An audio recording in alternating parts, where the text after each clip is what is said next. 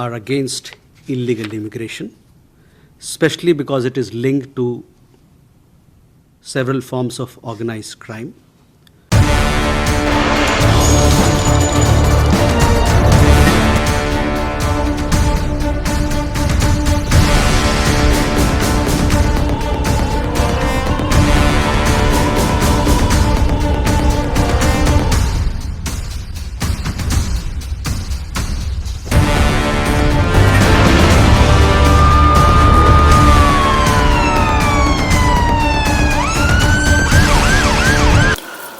Hi friends, welcome to RedX media.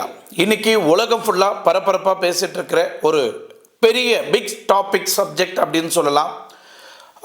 அமெரிக்காவிலேருந்து கிட்டத்தட்ட 250 இந்தியர்களை return அனுப்பிச்சிட்ருக்குறாங்க. இந்த வீடியோ மேக் பண்ணிகிட்ருக்கிற இந்த தருணத்தில் கிட்டத்தட்ட 250 பேர் ஒரு ஃப்ளைட்டில் ரிட்டர்ன் இந்தியாவுக்கு அனுப்பப்பட்டுருக்கு. காரணம் என்ன? இது இந்தியாவுக்கு மட்டும் இல்லை, கொலம்பியாவில் இருக்கக்கூடிய நிறையா இமிக்ரேஷன் பண்ணாமல் நிறைய பேர் போய் அமெரிக்காவில் வசிக்கக்கூடிய மக்களையும் ரிட்டர்ன் அனுப்பிச்சிருக்கிறாங்க. முதல் முறையாக அந்த ஆக்ஷன் எடுக்கப்பட்டது இந்த டொனால்ட் ட்ரம்ப் என்ன சொல்ல வர்றாருன்னா, immigration policy of first Donald Trump administration அப்படின்னு இதுக்கு பேர் வைக்கப்பட்டிருக்கு. இவங்களோட நடவடிக்கை என்னன்னா, இந்தியர்கள் யாரெல்லாம் விதியை மீறி அமெரிக்காவில் வசிச்சுட்டு இருக்கிறாங்களோ அவங்க எல்லாரையும் நாங்கள் உடனே ரிட்டர்ன் அனுப்புகிறோம் அப்படின்னு ஒரு ஆக்ஷன் எடுத்திருக்கிறாங்க. இதை சார்ந்து நிறைய டாபிக் இருக்குது. ஸோ நம்ம இந்தியர்களை எப்படி ட்ரீட் பண்ணிட்டு இருக்கிறாங்க, அங்கே ஒரு குற்றவாளியாக ட்ரீட் பண்ணிட்டு இருக்கிறாங்களா, இல்லை ஒரு தேச துரோகியாக ட்ரீட் பண்ணிட்டு இருக்கிறாங்களா? டொனால்ட் ட்ரம்ப் பதவியேற்ற இந்த மாதத்திலேயே உடனே இந்த அளவுக்கு வன்மையாக ஆக்ஷன் எடுக்கக்கூடிய காரணம் என்ன? அதுக்கு நம்ம இந்தியாவில் இருக்கக்கூடிய எம்பசி மினிஸ்டர்ஸ் இவங்களாம் என்ன சொல்ல வராங்க அப்படின்றது தான் முழுக்க இன்னைக்கு இந்த வீடியோவில் பார்க்க போகிறோம். வாங்க வீடியோக்குள்ளே போகலாம்.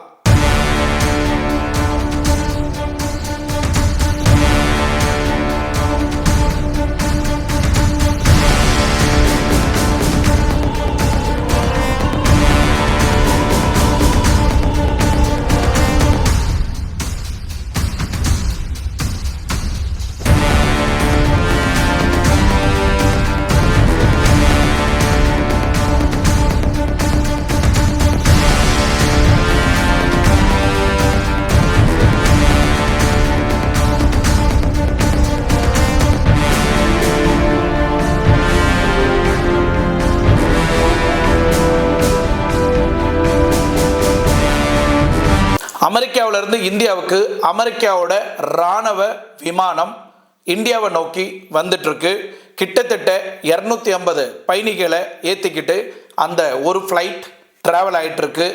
எனி மூமெண்ட் நம்ம இந்தியாவை வந்து அடையும்.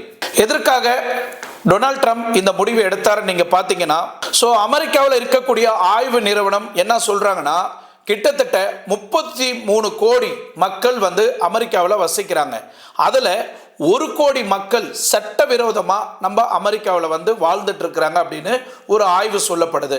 இந்த 1 கோடியில் 7.5 லேக் பீப்புள் வந்து நம்ம இந்தியர்கள் மக்கள் இல்லீகலாக இமிக்ரேஷன் இல்லாமல் அந்த அமெரிக்கா நாட்டில் வாழ்ந்துட்டு இருக்கிறாங்கன்னு ஒரு ஆய்வு சொல்லப்படுது. உடனே டொனால்ட் ட்ரம்ப் என்ன பண்ணுறாருன்னா, immigration policy of first Donald Trump administration action அப்படின்னு ஸ்டார்ட் பண்ணியிருக்கிறாரு. இதில் கிட்டத்தட்ட 250 பேரை அமெரிக்காவிலிருந்து இந்தியாவுக்கு உடனே அமெரிக்கன் ஆர்மி ஃப்ளைட்டை வந்து அதில் அமெரிக்கன் ஆர்மி ஃப்ளைட்டில் 250 பேரை அமெரிக்காவிலிருந்து இந்தியாவுக்கு அமுச்சு வச்சிருக்கிறாங்க. இதை எப்படி நம்ம ஆய்வு செய்யணும்னு நீங்கள் பார்த்தீங்கன்னா, நம்ம இந்தியர்களை எப்படி ட்ரீட் பண்ணியிருக்கிறாங்க நீங்கள் பார்த்தீங்கன்னா, நீங்கள் நிறைய பேர் எல்லா சேனல்லையும் பார்த்துருப்பீங்க. அவங்க இடுப்பில் ஒரு செயின், கையில் ஒரு விலங்கு, அந்த மாதிரி ஒரு குற்றவாளி மாதிரி அங்கே இருக்கக்கூடிய அஃப்கோர்ஸ் இந்தியன் எம்பசியும் அதை தான் சொல்கிறாங்க, அந்த மினிஸ்டரும் அதை தான் பேசியிருக்கிறாரு. இமிக்ரேஷன் பாலிசி பிரகாரம் அங்கே சட்ட ரீதியாக நீங்கள் முறையாக அனுமதி இல்லாமல் அந்த நாட்டில் நீங்கள் வசிக்க முடியாது அப்படின்னு ஒரு சட்டத்திட்டங்கள் சொல்லப்படுது. ஸோ எனிவே அந்த ஆக்ஷன் எடுத்தாங்க. பட் இந்தியன் மக்களை மதிப்பு மரியாதையோடு அவங்க இந்தியாவுக்கு அனுப்பிச்சு வச்சிருக்கலாம். பட் அந்த மாதிரி அவங்க செய்யாமல் இடுப்பில் ஒரு செயின், கையில் விலங்கு, இந்த மாதிரி போட்டு 250 பேரை ஒரே ஃப்ளைட். அந்த ஃப்ளைட் வந்து அவ்வளோ கம்ஃபர்டபுளாக இருக்காது, அவ்வளோ லக்ஸுரியான ஃப்ளைட்டு கிடையாது, கம்ஃபர்டபுளாக சேர் கிடையாது. 250 பேருக்கும் அந்த ஃப்ளைட்டில் ஒரே ஒரு டாய்லெட்டு தான். இந்த மாதிரி ஒரு சட்ட சிக்கலில் நம்ம இந்தியர்கள் கிட்டத்தட்ட 250 பேர் ஃப்ளைட்டில் ஃப்ளைங் ஆகிட்டு இருக்கிறாங்க நம்ம இந்தியாவை நோக்கி. ஸோ சட்ட ரீதியாக நம்ம இந்தியர்கள் அமெரிக்காவுக்கு போயிருக்கிறாங்க. அங்கே நிறைய பேர் பணம் சம்பாரிச்சிட்டு இருக்கிறாங்க, நல்ல பிஸ்னஸ் பண்ணிட்டு இருக்கிறாங்க, ஓன் பிஸ்னஸ் இருக்குது, பெரிய பெரிய பதவியிலலாம் இருந்துட்டு இருக்கிறாங்க. பட் இந்த டூரிஸ்ட் விசாவில் போனவங்க விசா முடிஞ்ச பிறகும் நான் திரும்பி இந்தியாவுக்கு போக மாட்டேன், நான் இங்கே உழைக்கிறேன், இங்கே சம்பாதிக்கிறேன், நான் இங்கே வசிக்க போகிறேன் அப்படின்னு முடிவு எடுத்து ரொம்ப வருஷமாக இந்த மாதிரி அமெரிக்காவில் வசிக்கக்கூடிய இந்தியர்களை இல்லீகல் எமிகிரேஷனில் யாரெல்லாம் அங்கே ஐடென்டிஃபை பண்ணப்பட்டதோ அதை எல்லாரையும் ஒட்டுமொத்த இந்தியர்களையும் ரிட்டன் இந்தியாவுக்கு அனுப்புறதுக்கு முடிவு பண்ணியிருக்கிறாரு டொனால்ட் ட்ரம்ப். ஸோ இதில் இந்தியாவிலேருந்து போகிறதுக்கும் வாய்ப்பு இல்லை. கனடாவிலேருந்து இல்லீகல் எமிகிரேஷன் மூலிமா உள்ளே வந்திருக்கலாம், இல்லை மெக்சிகோவிலேருந்து இல்லீகல் எமிகிரேஷன் மூலிமா உள்ளே வந்திருக்கலாம். இந்த மாதிரி இந்தியாவிலேருந்தும் கனடாவிலேருந்தும் மெக்சிகோவிலேருந்தும் அந்த நாட்டுக்குள்ளே இல்லீகலாக நம்ம இந்தியர்கள் உள்ளே போயிருக்கிறாங்க. ஸோ இந்த மாதிரி இல்லீகலாக இருக்கக்கூடிய மக்கள் எல்லாரையும் நாங்கள் ரிட்டர்ன் அனுப்பிச்சிருக்கிறோம் அப்படின்னு சொல்கிறாரு. இப்போது 250 பேரை இந்தியாவுக்கு அனுப்பிச்சிருக்கிறாங்க இல்லைங்களா, அதோட காஸ்ட் என்ன இருக்கும் நீங்கள் பார்த்தீங்கன்னா, ஒரு ஆளுக்கு செலவு கிட்டத்தட்ட இந்தியன் மதிப்பு பிரகாரம் 4 லட்சம் ரூபாய், 4 lakhs ஒரு ஆளுக்கு செலவு பண்ணி அங்கே இருக்கக்கூடிய ஆர்மி ஃப்ளைட்டை யூஸ் பண்ணி இந்தியாவுக்கு 250 பேரை நம்ம இந்தியாவுக்கு கூப்பிட்டுட்டு வந்துட்டு இருக்கிறாங்க. ஸோ இது முழுக்க முழுக்க இந்த ஃபண்டை வந்து அமெரிக்கன் டொனால்ட் ட்ரம்ப் தான் இதுக்கு ஃபண்டு, அமெரிக்கா நாடு தான் முழுக்க முழுக்க இந்த பணத்தை செலவு பண்ணி நம்மளோட நாட்டுக்கு நம்மளோட மக்களை ரிட்டர்ன் அனுப்பிச்சிருக்கிறாங்க. இல்லீகல் எமிகிரேஷனில் வசிக்கக்கூடிய மக்கள் ஏன் நாட்டில் அப்படின்னா அமெரிக்காவில் அவங்க வந்து ஏலியன்ஸ் அப்படின்னு அழைக்கப்படுவார் அப்படின்னு சொல்கிறாங்க. காரணம், எம்பசியில் இமிகிரேஷன் பண்ணாமல் நீங்கள் என் நாட்டில் வசிச்சிங்கன்னா கண்டிப்பாக நீங்கள் ஏலியன்ஸ் தான் அப்படின்னு சொல்லியிருக்கிறாரு. இதில் முத ஆக்ஷன் எடுத்தது அவர் எந்த நாட்டுக்கு நீங்கள் பார்த்தீங்கன்னா கொலம்பியாவிலேருந்து நிறைய பேர் வந்து அமெரிக்காவில் இல்லீகல் மூலிமா அந்த நாட்டுக்குள்ளே போய் வசிச்சுட்டு இருந்திருக்கிறாங்க. அங்கே இருக்கிற மக்களை எப்படியாவது அவங்கள அவங்க நாட்டுக்கே ரிட்டர்ன் அனுப்பணும் அப்படின்னு அந்த நாட்டோட பிரைம் மினிஸ்டர் கிட்ட பேசியிருக்கிறாங்க. ஸோ கொலம்பியாவில் இருக்கக்கூடிய மக்களை அதே விலங்கெல்லாம் போட்டு அவங்க நாட்டுக்கு அவங்களோட இல்லீகலாக வசிச்சுட்டு இருந்த மக்களை ரிட்டர்ன் அனுப்புகிறாங்க கொலம்பியாவுக்கு. அந்த நாட்டோட அதிபர் என்ன பண்ணுறாருன்னா, எங்கள் நாட்டு மக்களையா இப்படி நீங்கள் நடத்துகிறீங்க, உங்கள் அமெரிக்கா ஃப்ளைட்டு என் நாட்டுக்குள்ளேயே வரக்கூடாது அப்படின்னு நான் ஆர்டர் போடுறேன் அப்படின்னு அவர் ஆர்டர் போட உடனே டொனால்ட் ட்ரம்ப் அப்படியா சரி உங்களுக்கு நான் 25% உங்களுக்கு நான் வரி விதிக்கிறேன் அப்படின்னு அவர் சொல்ல, அது மட்டும் இல்லை உங்கள் நாட்டு அதிபர்கள் கூட யாரும் என் நாட்டுக்குள்ளே காலை வைக்க முடியாது, உங்களுக்கு விசா கூட கிடையாது அப்படின்னு உடனே இன்னொரு உத்தரவும் போட ஆரம்பிக்கிறாரு நம்ம டொனால்ட் ட்ரம்ப். பரவாயில்ல, உடனே அந்த கொலம்பியா நாட்டு அதிபர் என்ன பண்ணுறாருன்னா, பரவாயில்ல 25% நீங்கள் வரி போட்டுக்குங்க, நாங்களும் 25% உங்கள் நாட்டு மேலே வரி விதிக்கிறோம் அப்படின்னு சொல்கிறாங்க. அப்படியா? உடனே டொனால்ட் ட்ரம்ப் என்ன சொல்கிறாரு, நாளிலிருந்து 20%, 25% இல்லை 50% உங்கள் நாட்டு மேலே நாங்கள் வரி விதிக்கிறோம் அப்படின்னு உடனே ஆர்டர் போடுறாரு. உடனே கொலம்பியாவில் இருக்கக்கூடிய அந்த அதிபர் உடனே அவர் அடங்கி போயிட்டாரு. அவர் போட்ட அந்த ஆர்டரெல்லாம் பார்த்து உடனே இவர் அடங்கி போயிட்டாரு. உடனே இவர் என்ன சொல்லிட்டாரு, அதெல்லாம் ஒன்றும் பிரச்சனை இல்லைங்க, இதுக்கு மேலே உங்களுக்கு எங்களுக்கு எந்த ஒரு பிரச்சனையும் வேண்டாம், நான் யூஸ் பண்ணுற ஃப்ளைட்டே நான் உங்கள் நாட்டுக்கு அனுப்பிச்சு எங்களோட மக்களை என் ஃப்ளைட்டில் நான் கூப்பிட்டுக்கிறேன், நம்மளுக்கும் உங்களுக்கும் எந்த ஒரு பிரச்சனையும் வேண்டான்னு அப்படியே சுமூகமாக அடங்கி போயிட்டார். ஸோ இந்த 250 பேர் வந்து இந்தியாவில் எங்கே இறங்குவாங்க நீங்கள் பார்த்தீங்கன்னா, பஞ்சாபில் இருக்கக்கூடிய ஏர்போர்ட்டில் தான் இந்த ஃப்ளைட்டு வந்து இறங்க போகுது. இந்தியன் எம்பசி டிபார்ட்மெண்ட் எல்லாருமே ஆவலாக காத்துட்டு இருக்கிறாங்க இந்த மக்களை ரிசீவ் பண்ணுறதுக்கு. இந்தியன் கவர்மெண்ட் வந்து என்ன ஆக்ஷன் எடுக்க போறாங்கன்றது மக்கள் எல்லாருமே காத்துட்டு இருக்கிறாங்க. கொலம்பியாவில் இருக்கக்கூடிய அதிபர்கள்லாம் எப்படி அவங்க நடந்துக்கினாங்களோ அதே மாதிரி நம்ம இந்தியாவிலையும் நடக்குமா, இல்லை அமெரிக்காவிலேருந்து எந்த ஃப்ளைட்டும் நாங்கள் அலோவ் பண்ண மாட்டோம், ஸோ இல்லை அல்லது எங்களோட ஃப்ளைட்டு எங்களோட ஆர்மி ஃப்ளைட்டை நாங்கள் அனுப்பிச்சு எங்கள் மக்களை நாங்கள் ரிட்டன் எங்கள் நாட்டுக்கே கூப்பிட்டுக்கிறோம், எந்த ஒரு பிரச்சனையும் இல்லை அப்படின்னு சொல்ல போகிறாங்களான்றது பொதுமக்களோட பார்வை. ஸோ டெல்லி வட்டாரம் என்ன சொல்கிறாங்கன்னா, ஆல்ரெடி இந்தியன் எம்பசியும் டொனால்ட் ட்ரம்பும் கம்யூனிகேட் பண்ணியிருக்கிறாங்க. ஸோ இது எந்த ஒரு பிரச்சனையும் இல்லாமல் நாங்கள் எங்களோட மக்களை கூப்பிட்டுக்கிறோம் அப்படின்னு, அதில் சார்ந்து எந்த ஒரு கான்ட்ரவர்சி இல்லை. அப்படின்னா இந்தியாவுக்கும் அமெரிக்காவுக்கும் இன்னும் எந்த விதமான பிரச்சனைகள் உருவாகலை. சுமூகமாக ரெண்டு பேருமே ஒரு அண்டர்ஸ்டாண்டிங்கில் தான் இந்தியன் கவர்மெண்ட்டு, இந்தியன் எம்பசி மினிஸ்டரும் அதை பற்றி தான் பேசியிருக்கிறாரு. ஸோ அங்கே இருக்கிற மக்களை எங்களோட ஃப்ளைட் அமிச்சு நாங்கள் ரிட்டர்ன் கூப்பிட்டுக்கிறோம் அப்படின்னு இப்போது இந்தியன் கவர்மெண்ட்டும் ஒரு முடிவு பண்ணியிருக்கிறாங்க. பட் இந்தியாவில் வசிக்கக்கூடிய மக்கள் எல்லாருமே கேட்கக்கூடிய கேள்வி ஒன்றே ஒன்று தான். மீண்டும் டொனால்ட் ட்ரம்ப் கிட்ட பேசி அங்கே இருக்கக்கூடிய மக்களுக்கு ஒரு பொது மன்னிப்பு கொடுத்து மீண்டும் அவங்க அமெரிக்காவிலேயே வசிக்கணும், அமெரிக்காவிலேயே அவங்களோட வாழ்வாதாரத்தையே கண்டினியூ பண்ணி தன்னோட வாழ்க்கையை அங்கேயே அவங்க தொடரணும் ஒரு நடவடிக்கை இந்தியன் அரசாங்கம் உட்காந்து ஒரு அண்டர்ஸ்டாண்டிங்கோட எங்களுக்கு நியாயத்தை கொடுக்கணும் அப்படின்னு அங்கிருந்து வரக்கூடிய மக்களோட ரிலேஷன்ஸ் எல்லாருமே இந்த மாதிரி ஒரு கோரிக்கையை வச்சிருக்கிறாங்க. ஸோ எதுக்கு இந்த ஆக்ஷன் எடுக்கிறாங்க அப்படின்னு நீங்கள் பார்த்தீங்கன்னா, முழுக்க முழுக்க டொனால்ட் ட்ரம்ப் எல்லா நாட்டுக்கும் இப்போ ஒரு தலைவலியாக ஆரம்பிச்சிருக்குது. சும்மா இப்படி காலர் தூக்கி விட்டுக்குன்னு என் கூட சண்டைக்கு வரியா அப்படின்னு சொல்லிட்டு இன்னைக்கு டொனால்ட் ட்ரம்ப் வந்து எல்லாருக்கிட்டையும் ஃபைட் பண்ணுறதுக்கு ரெடியாக இருக்கிறாரு. அவர் முக்கியமாக வைக்கக்கூடிய ஒரு கோரிக்கை என்னன்னா, ரெண்டு விஷயத்துக்காக தான் நான் இந்த போராட்டம் செய்துட்டு இருக்கிறேன். அது மட்டும் இல்லை, இந்த ரெண்டு விஷயத்தினால என்னோட அமெரிக்காவோட எக்கனாமிக்கும் பாதிக்குது, எங்களோட பொருளாதாரமும் பாதிக்குது. இதனால தான் இந்த நடவடிக்கையை நான் உடனுக்கு உடனே எடுத்திருக்கிறேன். நான் ரெண்டாவது முறையாக நான் அமெரிக்காவில் ஆட்சியை கைப்பற்றிருக்கிறேன். அதனால் என்னோட தலைமையில் இருக்கக்கூடிய இந்த பார்ட்டி இல்லை என்னோட சிட்டி அமெரிக்காவுக்கு எந்த விதமான களங்கமும் வரக்கூடாது அப்படின்னு டொனால்ட் ட்ரம்ப் இந்த முடிவு எடுக்கிறாரு. அதில் நீங்கள் முக்கியமாக பார்க்கக்கூடிய ஃபர்ஸ்ட் குற்றச்சாட்டு என்னன்னு நீங்கள் பார்த்தீங்கன்னா, ஸோ ஃபென்டனல் அப்படின்ற ஒரு ட்ரக்ஸ் வந்து அதிகமாக அங்கே இருக்கக்கூடிய மக்கள் வந்து யூஸ் பண்ணிட்டு இருக்கிறாங்க அப்படின்னு ஒரு குற்றச்சாட்டு வைக்கப்படுது. இதை சாப்பிட்ட உடனே சோர்வு அடைகிறாங்க, அங்கங்கே ரோட்டில் விழுந்துடுறாங்க. நீங்கள் நிறைய வீடியோ பார்த்துருக்கலாம், குப்பை தொட்டி பக்கத்தெல்லாம் விழுந்திருப்பாங்க. பியூர்லி இந்த ஃபென்டனல்ன்ற ஒரு போதைப் பொருள்னால. ஸோ இந்த போதைப் பொருள் எங்கிருந்தெல்லாம் வருது அப்படின்னு நீங்கள் பார்த்தீங்கன்னா, இந்த ட்ரக்ஸ் வந்து கனடாவிலேருந்து உள்ளே வருது, மெக்சிகோலேருந்து உள்ளே வருது. இதை வந்து முழுக்க முழுக்க சைனாக்காரன் தான் சப்ளை பண்ணுறான், இதுக்கு அவன் தான் ஆதரவு கொடுக்குறான் அப்படின்னு ஒரு குற்றச்சாட்டு வைக்கப்படுது.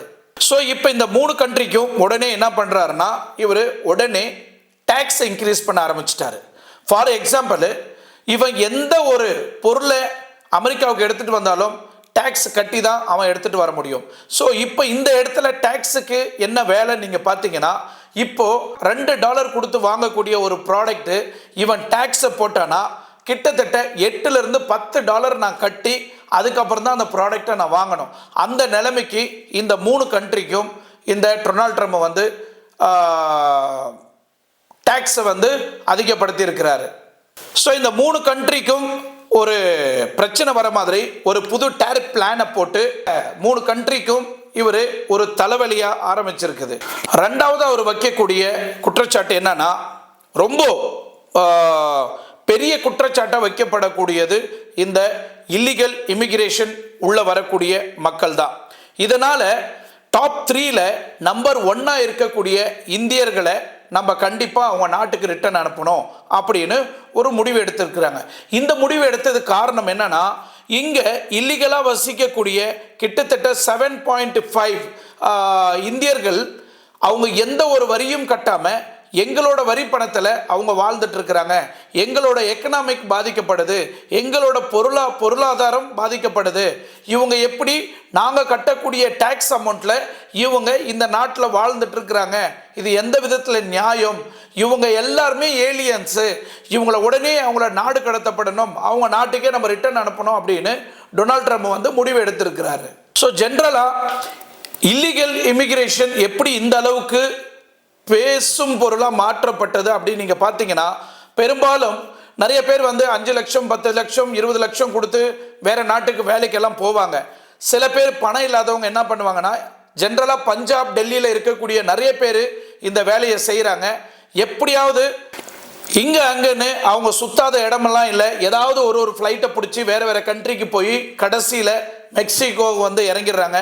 அந்த மெக்சிகோவிலேருந்து மறுபடியும் அங்கேருந்து, ஏன்னா மெக்சிகோவிலேருந்து அமெரிக்காவுக்கு போகிறதுக்கு ரொம்ப பக்கம்தான், அங்கேருந்து நடந்து ரூட் வழியாக பிடிச்சி இந்த டாங்கி ரூட்டுன்னெலாம் சொல்லுவாங்க. அந்த மாதிரி நடந்து கிடந்து எப்படியாவது அந்த பார்டரை தாண்டி அமெரிக்காவுக்குள்ளே போயிட்டு மக்களோட மக்களாக இவங்க மிங்கிள் ஆயிடுறாங்க.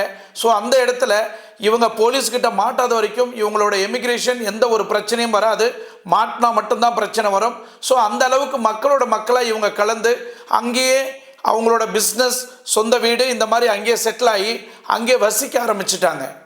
இன்னொரு குரூப்பு நீங்கள் பார்த்தீங்கன்னா லீகலாகவே இந்தியாவிலேருந்து அமெரிக்காவுக்கு போகக்கூடிய நபர்கள். ஸோ எஜுகேஷன் விசாவில் போகலாம், டூரிசம் விசாவில் போகலாம், இல்லை ஒர்க்கிங் விசாவில் போகலாம். இந்த மாதிரி அவங்க லீகலாகவே இந்தியாவிலேருந்து போய் இப்போ எக்ஸாம்பிள் ஒரு விசாவுக்கு ஒரு டேட் இருக்கும், ஒரு குறிப்பிட்ட டேட் இருக்கும். இந்த டேட்லேருந்து இந்த டேட் வரைக்கும் தான் நீங்கள் அமெரிக்காவில் வசிக்கணும். அதுக்கு மேலே விசா டேட் முடிஞ்ச உடனே இவங்க ரிட்டர்ன் ஆகணும் அப்படின்னு ஒரு சட்டத்திட்டங்கள் இருக்கும். ஏன்னா இந்தியாவிலேருந்து இப்போ நீங்கள் வேறு நாட்டுக்கு போனீங்கன்னா, இப்போ ஒரு டூரிசம் விசாவில் போகிறீங்கன்னா எந்த டேட்டில் ட்ராவல் பண்ணுறீங்க, எந்த ஹோட்டலில் ஸ்டே பண்ணுறீங்க, எத்தனை நாள் ஸ்டே பண்ணுறீங்க அப்படின்றது இதெல்லாம் நம்ம ஏர்போர்ட்டில் குறிப்பிடணும். ஸோ இவங்க இதெல்லாம் பேஸ் பண்ணி தான் இங்கேருந்து அமெரிக்காவுக்கு ட்ராவல் பண்ணுறாங்க. பட் அமெரிக்காவுக்கு போய் சேர்ந்த பிறகு இவங்களோட இமிக்ரேஷன் டேட்டு முடிஞ்ச பிறகும் இவங்க ரிட்டன் இந்தியாவுக்கு வராமல் அதே கண்ட்ரியில் கண்டினியூ பண்ணி, ஏன்னா இந்திய மதிப்போட அமெரிக்கா டாலர் வந்து ரொம்ப வேல்யூ ஜாஸ்தி இருக்குன்றதுனால எப்படியாவது இல்லீகலாகவே அந்த நாட்டில் மக்களோட மக்களாக சேர்ந்து வேலை செய்ய ஆரம்பிக்கிறாங்க, வசிக்க ஆரம்பிக்கிறாங்க, வாழ்கிறதுக்கு ஆரம்பிச்சிடுறாங்க. இங்கே தான் இந்த இமிக்ரேஷன் இஷ்யூவே ஆரம்பிக்கப்பட்டது. இந்த மாதிரி மக்கள் வசிச்சுட்டு இருக்கிறாங்க அப்படின்றதுனால ட்ரம்ப் வந்து அவங்களோட டீம் ஆய்வு செய்து இந்த அளவுக்கு இங்கே அநியாயம் நடந்துட்டு இருக்கா, இந்த அளவுக்கு மக்கள் இங்கே வசிச்சுட்டு இருக்கிறாங்களா, ஒரு கண்ட்ரி மக்கள் கூட நம்ம நாட்டில் இல்லீகல் இமிக்ரேஷனில் இருக்கக்கூடாது, எல்லாரும் அவங்கவுங்க நாட்டுக்கு அடித்து துரத்துங்க அப்படின்னு முடிவு பண்ணி தான் டொனால்ட் ட்ரம்ப் இந்த முடிவை எடுத்து நம்ம மக்களை ரிட்டர்னு நம்ம நாட்டுக்கு அனுப்பிச்சு வச்சிருக்கிறாரு. இந்த மாதிரி இல்லீகலாக வசிக்கக்கூடிய மக்களை ஐடென்டிஃபை பண்ணி தான் கிட்டத்தட்ட இந்த பிரச்சனைனால டொனால்ட் ட்ரம்ப் அங்கே வசிக்கக்கூடிய இந்தியன் மக்களை ஐடென்டிஃபை பண்ணியிருக்கிறாரு. கிட்டத்தட்ட 7,50,000 பேரை அங்கே உறுதி செய்திருக்கிறாங்க இல்லீகல் எமிக்ரேஷனில் உள்ளே இருக்கிறாங்க அப்படின்னு. இப்போ 18,000 பேரை ஐடென்டிஃபை பண்ணி இவங்கள முக்கியமாக 200 பேராக நம்ம இந்தியாவுக்கு அமுச்சு வச்சிட்ருக்கிறாங்க. இவங்க வரவங்க டைரெக்டாக பஞ்சாப் ஏர்போர்ட்டில் தான் இறங்குறாங்க. பஞ்சாப் ஏர்போர்ட்டில் நம்ம இந்திய ஆர்மியும் நம்ம இந்திய அரசாங்கமும் டெல்லி போலீஸும் பஞ்சாபில் காத்துட்ருக்குறாங்க. அமெரிக்காவிலேருந்து இந்தியாவுக்கு அந்த ஃப்ளைட்டு ட்ராவல் ஆகிட்டுருக்கு. சென்ட்ரல் ஒரு இடத்துல ஃபியூலுக்காக நிற்க வைக்கப்படும். ஸோ அங்கே ஃபியூல் ரீஃபில் பண்ணி அங்கேருந்து மறுபடியும் அந்த ஃப்ளைட்டு ட்ராவல் ஆகுது. இதை பேஸ் பண்ணி நம்ம இந்தியன் எம்பசி மினிஸ்டருங்கெல்லாம் என்ன சொல்ல வராங்கன்னா, இவங்க எப்படி உங்கள் நாட்டுக்குள்ளே வந்தாங்கன்னு எங்களுக்கு தெரியல, நாங்கள் லீகலாக நிறைய பேரை இங்கேருந்து அனுப்பிச்சு வச்சுருக்கிறோம். ஸோ லீகலாகவே ட்ராவல் பண்ணியிருக்கிறாங்க. பட் இந்த மாதிரி இல்லீகலாக ட்ராவல் பண்ணக்கூடிய நபர்கள் உங்கள் நாட்டுக்கு எப்படி வந்தாங்கன்றது எங்களுக்கு தெரியல. இந்தியாவிலேருந்து இமிக்ரேஷனில் மிஸ்யூஸ் பண்ணி அமெரிக்காவுக்கு வந்தவங்களை நாங்கள் ஆக்ஷன் எடுக்கிறோம். ஸோ இது நாங்களும் வன்மையாக கண்டிக்கிறோம் அப்படின்னு அந்த மினிஸ்டர் வந்து சொல்லியிருக்கிறாப்புல. அது மட்டும் இல்லை, அமெரிக்காவிலேருந்து ட்ராவல் பண்ணக்கூடிய அந்த 250 பேரோட டேட்டா பேஸும் ஆல்ரெடி இந்தியாவுக்கு அனுப்பப்பட்டிருக்கு.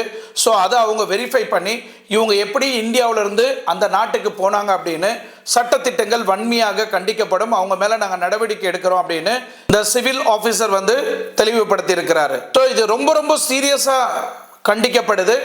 ஸோ உண்மையிலே இப்போ வந்து சேர்றவங்க இப்போ பஞ்சாபில் வந்து இறங்கின உடனே நம்ம ஆர்மி ஆஃபீஸர் இவங்களை எல்லாரையுமே ஒரு இன்வெஸ்டிகேஷன் ஃபார்ம் பண்ண போகிறாங்க.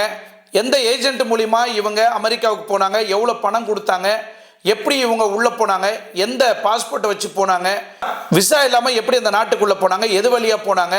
ஸோ இதை ஐடென்டிஃபை பண்ணி அந்த இடத்தெல்லாம் இப்போ இந்தியாவிலேருந்து பிளாக் பண்ண போகிறாங்க அப்படின்னு நம்ம இந்திய அரசாங்கம் சொல்லியிருக்கு. ஏன் இவ்வளோ நடவடிக்கை எடுக்கிறாங்கன்னா, India want always friendship with America. So எந்த ஒரு பிரச்சனையும் நம்ம டொனால்ட் ட்ரம்புக்கும் நம்ம நரேந்திர மோடிக்கும் இருக்கக்கூடாதுன்னு ரொம்ப ஸ்ட்ராங்காக இருக்குது நம்ம இந்திய அரசாங்கம். இது மட்டும் இல்லை, நம்ம இந்தியாவிலேருந்து போய் வசிக்கக்கூடிய மக்கள் நிறைய பேர் வந்து ஐடி கம்பெனியை பேஸ் பண்ணி தான் ஒர்க் பண்ணிட்டு இருக்கிறாங்க. ஸோ இதில் நீங்கள் ஐடி கம்பெனி டிசிஎஸ் எடுத்துக்கலாம், விப்ரோ எடுத்துக்கலாம், இன்ஃபோசிஸ் எடுத்துக்கலாம், காக்னசன்ட் எடுத்துக்கலாம், இந்த மாதிரி ஐபிஎம் எடுத்துக்கலாம். இந்த மாதிரி பெரிய பெரிய ஐடி நிறுவனம் அங்கே இருக்கக்கூடிய ஐடி கம்பெனியில் நம்ம இந்தியாவிலேருந்து தான் பெரும்பாலும் வேலை செய்துட்டு இருக்கிறாங்க. இவங்க எல்லார் மேலேயும் வரி விலக்கு வந்து அதிகம் பண்ணாங்கன்னா டாக்ஸஸ் வந்து அதிகம் பண்ணாங்கன்னா எப்படி இது நியாயமாக ஆகும் அப்படின்றது வந்து பொதுமக்களோட பார்வை. அது மட்டும் இல்லை, இந்தியாவிலிருந்து ஃபார்மிங் செய்யக்கூடிய அனைத்து பொருள்களும் அமெரிக்காவில் தான் விற்கப்படுது. ஸோ இதுக்கும் டேக்ஸ் அதிகம் பண்ணிட்டாங்கன்னா எப்படி நம்ம விவசாயம் எல்லாம் என்ன ஆகும்? இங்கிருந்து விவசாய பொருள்கள்லாம் ஏற்றுமதி செய்கிறவங்களுக்கு எவ்வளோ பிரச்சனைகளை சந்திக்க போகிறாங்க, ஐடியில் வேலை செய்யக்கூடிய எம்ப்ளாயிஸ் எல்லாம் எந்த வகையில் பிரச்சனையை சந்திக்க போகிறாங்கன்றது தான் கேள்விக்குறி. முழுக்க இந்த வரி வழக்கு வந்து இந்தியாவுக்கு ரொம்ப பாதிப்பாக ஆகும் அப்படின்னு நீங்கள் பார்த்தீங்கன்னா, எஸ் கண்டிப்பாக ஆகும். உதாரணத்துக்கு நீங்கள் எடுத்துக்கலாம், ஒரு காக்னிசன்ட் சாஃப்ட்வேர் கம்பெனிக்கு நீங்கள் ஒரு வேலையை கொடுக்குறீங்க, நம்ம இந்தியாவிலேருந்து அமெரிக்காவுக்கு கொடுக்குறீங்க, அதுக்கு ஒரு பில்லை கொடுக்குறோம். ஸோ அவன் ஒரு பில்லை கொடுக்குறான், அந்த பில்லுக்கு ஒரு $500 வச்சுங்களேன், ஒரு $500 அமெரிக்கா வந்து ஒரு பில்லை கொடுக்குறான் இந்தியாவுக்கு. ஸோ ப்ளஸ் அவன் கொடுக்கக்கூடிய அந்த 25% நீங்கள் ஆட் பண்ணி பார்த்தீங்கன்னா $525 வந்து நீங்கள் அவனுக்கு பில்லாக கட்ட வேண்டிய ஒரு சூழ்நிலை வரும். ஸோ இந்த காரணத்தினால பக்கத்தில் இருக்கிற இன்னொரு கண்ட்ரியில் நீங்கள் பார்த்தீங்கன்னா அதே $500 எந்த ஒரு டேக்ஸும் இல்லாமல் $500 கொடுத்தா நம்மளுக்கு வேலை ஈஸி ஆகுது அப்படின்னு சொல்லிட்டு அந்த கண்ட்ரிக்கு மூவ் ஆகிறதுக்கு பார்ப்பாங்க, கோ ஆன் ஆகிறதுக்கு பார்ப்பாங்க. ஸோ அப்போ இந்தியாவில் வளரக்கூடிய வளர்ச்சியாக இருக்கக்கூடிய ஐடி கம்பெனியெல்லாம் என்ன ஆகுனா ஸ்லோவாக இந்த மாதிரி பிஸ்னஸை வந்து நம்ம இந்தியாவில் அழிக்கிறதுக்கு வாய்ப்பு இருக்குதுன்றதுனால தான் இந்த வரி வீதம் வந்து குறைக்கப்படணும். நம்ம இந்தியாவுக்கு வந்து அமெரிக்காவிலேருந்து எந்த ஒரு வரி விலக்கும் இருக்கக்கூடாது அப்படின்றது நம்ம நரேந்திர மோடியோட வேண்டுகோள். இந்த ஒரு காரணத்தினால தான் இந்தியாவுக்கும் அமெரிக்காவுக்கும் நம்ம டொனால்ட் ட்ரம்ப் கூட நம்ம ஃப்ரெண்ட்லியாகவே போயிடலாம், நம்மளுக்கும் உங்களுக்கும் எந்த ஒரு பிரச்சனையும் வேண்டாம், நீங்கள் சொல்கிறத நாங்கள் கேட்டுக்கிறோம் அப்படின்னு நம்ம இந்தியன் கவர்மெண்ட்டை வந்து கொஞ்சம் அமைதியாக போகிறாங்க. ஸோ இந்த பிரச்சனையில் ஆல்ரெடி நம்ம பாகிஸ்தான் கிட்ட பிரச்சனை போயிட்டுருக்கு, சைனாக்காரங்கிட்ட பிரச்சனை போயிட்டுருக்கு. இந்த மாதிரி 2 கண்ட்ரியில் நம்மளுக்கு ஆப்போசிட்டில் நம்மளுக்கு பிரச்சனை இருக்கும்போது நம்மளுக்கு பாதுகாப்பாக இருக்கக்கூடிய ஒரே ஒரு கண்ட்ரி எதுன்னு நீங்கள் பார்த்தீங்கன்னா அது அமெரிக்கா மட்டும்தான். எஸ், ரஷ்யா கூட. ஸோ இந்த 2 நாடுகளும் சைடில் இருந்து நம்மளுக்கு உதவி தேவைப்படும். ஸோ இந்த மாதிரி ஒரு தருணத்தில் ஒரு போர் வந்துச்சுன்னா கண்டிப்பாக அமெரிக்கா நாடு நம்மளுக்கு எப்பயுமே சப்போர்ட்டாக இருப்பாங்கன்றத ஒரு நம்பிக்கைனால தான் இந்த அளவுக்கு நம்ம ஃப்ரெண்ட்லியாக போக வேண்டிய ஒரு சூழ்நிலை. இன்னொரு பக்கம் நம்ம பிரச்சனைகளை எப்படி நம்ம சந்திக்கிறோம் நம்ம இந்தியன் கவர்மெண்ட்டை நீங்கள் பார்த்தீங்கன்னா, நம்ம இந்தியாவிலேருந்து இருக்கக்கூடிய போகக்கூடிய பொருளெல்லாம் ரொம்ப அதிகமான ரேட்டுக்கு போகுது, அமெரிக்காவிலேருந்து வரக்கூடிய ப்ராடக்ட் எல்லாம் ரொம்ப கம்மியாக வருது, இது எந்த விதத்தில் நியாயம் அப்படின்னு ஒரு கேள்வி வைக்கப்படுது. ஸோ உதாரணத்துக்கு இப்போ நம்ம இங்கே விற்கக்கூடிய ப்ராடக்டை வந்து நம்ம அமெரிக்காவில் விற்கிறோன்னா நாம் அதிகமாக டேக்ஸ் கட்டி தான் விற்கிறோம் இல்லைங்களா? அங்கேருந்து வாங்கக்கூடிய பொருளை வந்து ரொம்ப கம்மி டேக்ஸுக்கு தான் நம்ம ரிசீவ் பண்ணுறோம். ஆனால் இந்தியாவில் அதிகமான அமெரிக்கா பொருள் தான் நம்ம கன்சியூம் பண்ணுறோம். ஸோ இதனால் 2 பக்கமும் நியாயமாக இருக்கணும். ஸோ நீங்கள் நேர்மையாக பார்த்து உங்களால் முடிஞ்சதை செய்யுங்க அப்படின்னு நம்ம இந்தியன் அரசாங்கம் வந்து ஒரு ரிக்வெஸ்ட் வைக்கிறாங்க. இப்போ உதாரணத்துக்கு எலான் மஸ்க் வந்து சில விஷயங்கள் பேசியிருந்தார். அவர் வந்து என்ன சொல்கிறாருன்னா, இப்போ அந்த கார் வந்து எது இந்த டெஸ்லா கார் வந்து இந்தியாவில் எப்போ லான்ச் பண்ண போகிறீங்க அப்படின்னு ஒரு கேள்விக்குறி இருக்குது. அதுக்கு இந்த சோஷியல் மீடியாவெலாம் சில மெசேஜை பார்த்தோம், இந்தியாவில் நாங்கள் லான்ச் பண்ணுறதுக்கு தயாராக இருக்கிறோம், பட் உங்கள் நாட்டோட டேக்ஸ் அதிகமாக இருக்குது, அதனால் உங்கள் நாட்டில் வந்து எங்கள் டெஸ்லா காரை வந்து லான்ச் பண்ண முடியல, இதனாலவே எங்களுக்கு பிரச்சனையாக இருக்குது, இன்னும் டிஸ்கஷன் போயிட்டுருக்கு, ஃபர்தர் ஃபியூச்சரில் ஏதாவது ஒரு பிளான் பண்ணி கண்டிப்பாக டெஸ்லா காரை இந்தியாவில் நாங்கள் லான்ச் பண்ணுவோம் அப்படின்னு சொல்லியிருக்கிறாங்க. ஸோ அதனால தான் இப்போது நம்மளுக்கு அமெரிக்காவோட உதவி ரொம்ப முக்கியமாக தேவைப்படுது. நிறைய விஷயங்களுக்கு நாம் அடங்கி போக வேண்டிய ஒரு சூழ்நிலை. ஏன்னா பாகிஸ்தான், சைனா நம்ம பிரச்சனையில் இருக்கும்போது யூகேவோட சப்போர்ட்டு கண்டிப்பாக நம்மளுக்கு தேவைப்படுன்ற அந்த காரணத்தினால தான் நிறைய விஷயங்களை வந்து நம்ம பொறுமையாக சாந்தமாக இருக்க வேண்டிய ஒரு சூழ்நிலை. ஸோ இது வரைக்கும் நான் உங்களுக்கு எக்ஸ்பிளைன் பண்ண விஷயம் நிறைய விஷயம் இருக்குது. பட் டாப்பிக்கு தகுந்த மாதிரி, ஏன்னா டொனால்ட் ட்ரம்ப் அவர் பதவியேற்ற பிறகு எக்கச்சக்கமான கண்டென்ட் கொடுத்துட்டே இருக்கிறாப்புல. பட் இப்போ அங்கே நடந்துட்டு இருக்கிற சுச்சுவேஷன், அங்கே நடந்துட்டு இருக்கிற பிரச்சனையை சார்ந்து என்னால் முடிஞ்ச வரைக்கும் நான் இது மூலிமா உங்களுக்கு கம்யூனிகேட் பண்ணியிருக்கிறேன். இன்னும் இதோட ட்ரம்போட இன்னும் அடுத்த நடவடிக்கை என்னெல்லாம் எடுக்க போகிறாரு, என்ன மாற்றங்கள்லாம் நம்ம இந்தியாவுக்கு கொடுக்க போகிறாருன்றது நம்ம காத்திருந்து பார்க்கலாம். மீண்டும் அடுத்த வீடியோவில் இந்த மாதிரி உலக செய்திகளை சந்திக்கும் வரை உங்களிடமிருந்து விடைபெறுவது உங்கள் ஆர்கே. நன்றி, வணக்கம்.